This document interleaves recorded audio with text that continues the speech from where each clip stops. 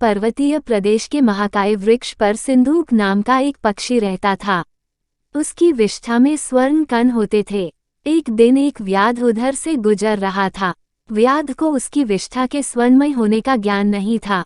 इससे संभव था कि व्याध उसकी उपेक्षा करके आगे निकल जाता, किंतु मूर्ख सिंधुक पक्षी ने वृक्ष के ऊपर से व्याध के सामने ही स्वर्ण कण पूर्ण विष्ठा कर दी। उसे देख व्याध ने वृक्ष पर जाल फैला दिया और स्वर्ण के लोभ से उसे पकड़ लिया। उसे पकड़कर व्याध अपने घर ले आया। वहां उसे पिंजरे में रख लिया। लेकिन दूसरे ही दिन उसे यह डर सताने लगा कि कहीं कोई आदमी पक्षी की विष्ठा के स्वर्णमय होने की बात राजा को बता देगा तो उसे राजा के सम्मुख दरबार में पेश होना पड़ेगा। संभव है राजा उसे दंड भी दे। इस भय से उसने स्वयं राजा के सामने पक्षी को पेश कर दिया। राजा ने पक्षी को पूरी सावधानी के साथ रखने की आज्ञा निकाल दी, किंतु राजा के मंत्री ने राजा को सलाह दी कि इस व्याध की मूर्खतापूर्ण बात पर विश्वास करके उपहास का पात्र न बनो।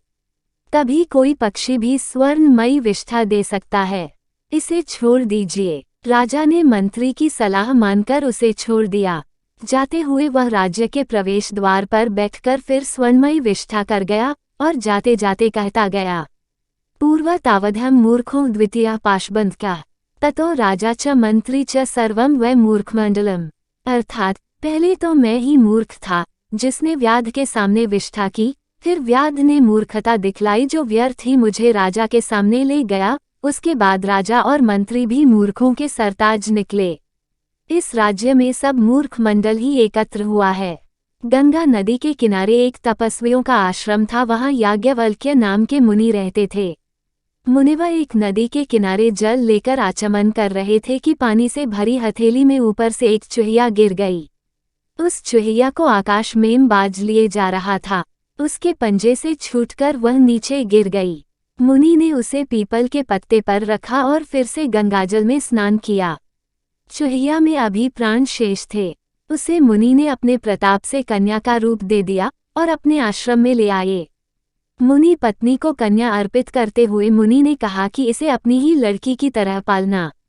उनके अपनी कोई संतान नहीं थी, इसलिए मुनिपत्नी ने उसका लालन पालन बड़े प्रेम से किया। 12 वर्ष तक वह उनके आश्रम में पलती रही। जब वह विवाह योग्य अवस्था की हो गई तो पत्नी ने मुनि से कहा, नाथ, अपनी कन्या अब विवाह योग्य हो गई है, इसके विवाह का प्रबंध कीजिए। मुनि ने कहा, मैं अभी आदित्य को बुलाकर इसे उसके हाथ सौंप देता हूँ।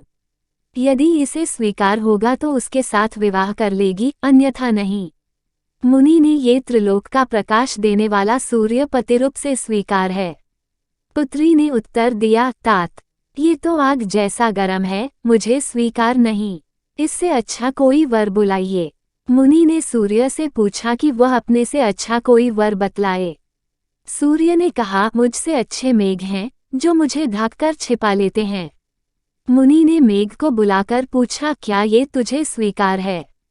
कन्या ने कहा, ये तो बहुत काला है, इससे भी अच्छे किसी वर को बुलाओ।